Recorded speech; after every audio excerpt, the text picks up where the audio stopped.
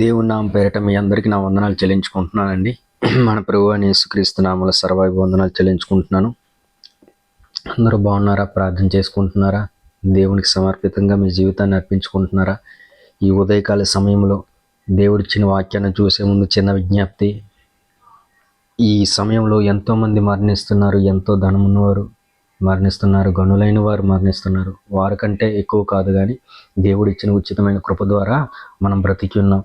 దేవుని ప్రియులారా, ప్రతిరోజు ప్రార్థన చేసుకుందాం. ప్రతిరోజు ఆయనకి ఇష్టమైన పాత్రగా మనం నిలిచుందాం. అనేక ఆత్మను రక్షించుకునే కృపను మనం పొందుకునే కృపని ఆయన వద్ద నుండి మనం ప్రతిది కూడా పొందుకుందాం. దేవుని యొక్క మహిమను పొందుకుందాం. దేవుడిచ్చిన వాగ్దానం చూసుకుందామండి. ఈరోజు కీర్తనల గ్రంథం 89:48 వచనం. మరణమును రుచి చూడక మరణం చూడక బ్రతుకు నరుడెవడు? పాతాళపు యొక్క వశము కాకుండా తన్ను తాను తప్పించుకునగలవాడెవడు?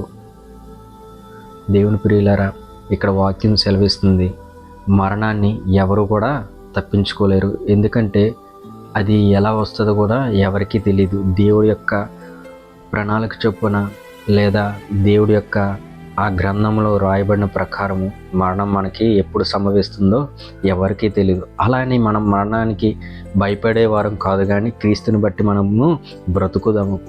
అందుకే అంటాడు కదా పౌలు భక్తుడు, బ్రతుకుట క్రీస్తే, చావైతే నాకు మేలని చెప్తున్నాడు. అదేవిధంగా ఎందుకు అంత పౌలు భక్తుడు అంత గట్టిగా చెప్పాడంటే, ఆయనలో ప్రభు ప్రేమ కలిగి ఉన్నాడు, ప్రభు చెప్పిన బోధనలు కలిగి ఉన్నాడు. ఇదివరకైతే పౌలు చెడ్డ వ్యక్తిగా ఉన్నాడు, కానీ అతడు దేవుని ప్రేమను పొందుకున్న తర్వాత, దేవుని కృపను పొందుకున్న తర్వాత దేవునిలో మమేకంగా ఎన్నడూ కూడా దారి తప్పుకోకుండా తన బ్రతుకు జీవితకాలం అంతయు కూడా యేసు కోసమే, దేవుని కోసమే సమర్పితంగా బ్రతికాడు. అందుకోసమే పౌలు అంటాడు, నేను బ్రతుకు దినములన్నీ కూడా దేవుని కోసమే బ్రతుకుతున్నాను, కాబట్టి నేను బ్రతుకుట క్రీస్తే, చావైతే నాకు మేలుగా అని ఎంచుకున్నాడు పౌలు భక్తుడు. దేవుని ప్రియులారా, మనము ఈ రోజుల్లో ఎలా ఉన్నామో ఒకసారి మనల్ని పరీక్షించుకుందామా? ఈ క్షణం ఒకవేళ మరణం మనకి ముడితే మనం పరలోక రాజ్యం చేరగలమా? అటువంటి ఆలోచన ఎప్పుడైనా కలిగి ఉన్నారా? దేవుని బిడ్డలారా, ఈ ఉదయకాల సమయంలో దేవుడు వాక్కు మీ దగ్గరికి వచ్చేటప్పుడు ధైర్యంతో దేవుని వాక్యాన్ని తీసుకోండి. భయపడొద్దు. ఎందుకంటే దేవుని నమ్మిన వ్యక్తులుగా మనం ఎప్పుడు కూడా ఎన్నను కూడా భయపడకూడదు. ఎందుకంటే దేవుని శక్తి మనం పొందుకోవాలి, దేవుని ప్రేమను మనం రుచి చూడగలగాలి. ఇంకా ప్రతిదీ కూడా ఆయన చేసిన ప్రతి ఒక్క విషయంలో కూడా మనము ఆయన చేసే మేలును కూడా మనము పరీక్షిస్తూ, స్తుతిస్తూ, కొనియాడుతూ ఉండాలి. అలాగే ఆయన ఒకవేళ నీకున్న కొద్ది సమయం ఇచ్చినా సరే ఆయనతో పాటు మనం రాకడ పర్యంత నమ్మకస్తులంగా లేవగలమా అని మనము పరీక్షిస్తూ ఉండాలి.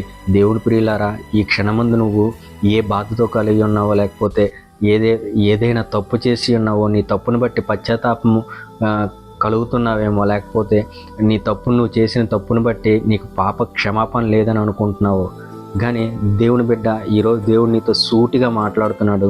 ఈరోజు నీ మనసుని ఆయనకు అర్పిస్తావా? నువ్వు ఉన్న ఫలంగా దేవునికి అర్పించుకోగలవా? ఈ ఉదయ సమయంలో నీకు చివరి అవకాశం అని అనుకో, కానీ దేవుడు చెప్పిన మాట ఎప్పుడు కూడా నీ యందు నెరవేరుస్తూనే ఉంటాడు. నీ భ్రష్టు పట్టే జీవితాన్ని ఒకవేళ నువ్వు పనికిరాని అనుకుంటున్నావేమో, లేకపోతే అందరి దగ్గర విలువ లేని వారుగా అనుకుంటున్నావేమో, కానీ అటువంటి జీవితాన్ని దేవుడు ఎప్పుడు కూడా అలక్ష్యం చేసే దేవుడు కాదు. ఈ క్షణమందున నువ్వు నీ జీవితాన్ని అర్పించుకోవడానికి సిద్ధంగా ఉన్నావా? దేవుని ప్రియులారా, మరణం మనకి ఏ రకంగా వస్తుందో ఎవరికీ తెలియదు. కాబట్టి మరణము రాకముందే మనము మన జీవితాన్ని కట్టుకుందామా? దేవుని ప్రియులారా, అందుకంటాడు కదా, దీపం ఉండగానే ఒక పాట రాస్తున్నారు భక్తులు, దీపం ఉండగానే ఇల్లుని చక్క పెట్టుకోవాలి దేవుని బిడ్డలారా. ఆయన యందు భయభక్తులు కలిగి ఉండాలి. ఆయన యందు భయభక్తులు కలిగి ఉన్నట్టుకే జ్ఞానానికి మూలం. మనం ఎప్పుడైతే ఆయన యందు భయభక్తులు కలిగి ఉంటామో అప్పుడు మనం ఆటోమేటిక్గా దేవుని యొక్క ప్రణాళికలోకి వెళ్ళిపోతాము. మనకి మరణము సంభవించదు. మరణం అంటే ఈ శరీరానికి మరణం, కానీ ఆత్మనికి మరణం ఉండదు. పరలోక రాజ్యానికి వారసులం అవుతాము.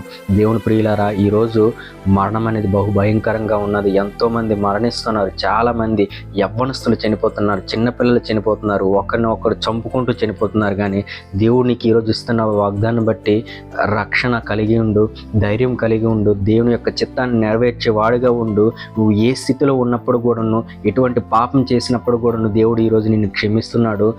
ఇక్కడ నుంచి నువ్వు చేసిన తప్పులన్నీ ఒప్పుకుంటూ దేవుని చెంతకే నడిచి దేవుని కొరకే మాత్రం బ్రతకాలి. నేను మనస్ఫూర్తిగా దేవుణ్ణి ఈ వాక్యం ద్వారా నీతో మాట్లాడుతున్నాడు. దేవుడు మనస్ఫూర్తిగా కోరుకుంటున్నాను. దేవుని పిల్లలారా, ప్రతి ఒక్క విషయంలో కూడాను మనము ఆత్మీయ జీవితంగా, ఆత్మీయ పాటలు పాడుతూ అన్నీ ఆత్మీయంగానే ప్రతిదీ కూడా చూసుకోవాలి. శారీరకపరమైన ఆలోచన మనలో కలగకూడదు. ఒకవేళ శరీర ఆలోచన వచ్చేటప్పుడు మనకి పాపానికి దారితీస్తుంది. మనం చేసే చిన్న పని కూడా ఆత్మానుసారంగా ఉంటున్నదా లేదో అని పరీక్షించేటప్పుడు దేవుడు ఆత్మ నీతో మాట్లాడుతుంది. దేవుడు ప్రియులారా, ఇచ్చిన వాగ్దానం బట్టి, ఇచ్చిన వాక్యం కోసం మీరు విత్తుకుంటూ ఈ వాగ్దాన్ని దేవుడు మన వెడుకల్లో దీవించును గాక. ఈ వాక్యాన్ని ఎత్తుపడుతూ దేవునికి ప్రార్థిద్దాం. దేవుని పిల్లలారా, పరిశుద్ధాత్మ తండ్రి నాన్న మీకు స్తోత్రం ప్రభువా. ఇచ్చిన వాక్యం కోసం మీకు వందనాలు ప్రభువా. పరిశుద్ధాత్మ తండ్రి నాన్న, ఈ క్షణమంది నాయన ఎంతోమంది మరణిస్తున్నారు ప్రభువా. చిన్నపిల్లలేమి, పెద్దలేమి, నాయన గనులేమి, ధనవంతులేమి ప్రభువా. వారిని బట్టి నాయన మా ప్రభువా, నాయన వారికంటే గొప్పవారం కాదు కానీ మా ప్రభువా, నాయన మమ్మల్ని ఈ స్థితిలో ఉంచావు ప్రభువా. నీ ఆయువుని ఇచ్చావు ప్రభువా, నాయన నీ ఆయుస్సుని ఇచ్చావు ప్రభువా, దీర్ఘశాంతం ఇచ్చావు ప్రభువా. అందుని బట్టి మీకు స్తోత్రం ప్రభువా. కేవలం నాయన మా పైన నాయన విస్తారమైన కృపను, విస్తారమైన ప్రేమను చూపించిన ఆయన ఈ భూమి పైన నాయన మా యొక్క ప్రాణాలని ప్రభువా నాయన నిలిపించినందుకు మీకు స్తోత్రం తండ్రి. మా అందరికీ మరొక అవకాశం ఇచ్చినందుకు మీకు స్తోత్రం తండ్రి. నాయన మరొకసారి మమ్మల్ని మీ చేతులకు అప్పగిస్తున్నాం ప్రభువా. నాయన మరొకసారి అందరి కోసం ప్రార్థిస్తున్నాం తండ్రి. ఈ రోజంతట్లో నాయన వారి పని పాటల్లో మీరు సహాయం దయచేయండి ప్రభువా. అనేక విషయంలో నాయన ఏ కార్యం అయితే నాయన వాళ్ళు మొదలు పెడుతున్నారో ఆ కార్యం సఫలపరచబడును గాక. ఏ నిందలు మోస్తున్నారో ఆ నిందలన్నీ తొలగిపోవును గాక అని ప్రార్థిస్తున్నాను ప్రభువా. నాయన ఈ ఆత్మీయ జీవితాన్ని నాయన వాళ్ళందరికీ ఇచ్చినందుకు మీకు స్తోత్రం తండ్రి. నాయన ఈ రోజంతట్లో మీ సహాయం దయచేయండి అందరికీ ప్రభువా. నీ రాకడ పర్యంతం నాయన, ఒకవేళ నీ రాకడ ఈ రోజంతలో సమీపమైంత మేమందరము నాయన మారు మనసు పొంది నీ నాయన మేము లేవబడే కృపణ దయచేయండి. లేని ఎడ్ల నాయన సాయంకాల సమయం నాయన నిన్ను స్తుతించే భాగ్యాన్ని కలుగు చేసుకునే ప్రభువా. రేపు ఉదయం నాయన నీ వాక్యాన్ని వినే కృపను దయచేయమని నా కొరకే రక్షణ వచ్చిన మా పరమ తండ్రి నజరేయుడైన యేసుక్రీస్తు నీ నామంలో అడిగి వేడుకుంటున్నాం పరమ తండ్రి. ఆమేన్. అందరికీ వందనాలండి. దేవునికి ప్రార్థిద్దాం, దేవునికి సమర్పితంగా మనం బ్రతుకుదాం. ఆయన రాకడ సమీపమై ఉన్నది. మరణాన్ని మనం తాకముందే మన దీపాన్ని, మన ఇల్లుని, మన దేహాన్ని చక్కబెట్టుకుందాం. Praise the Lord. God bless your families.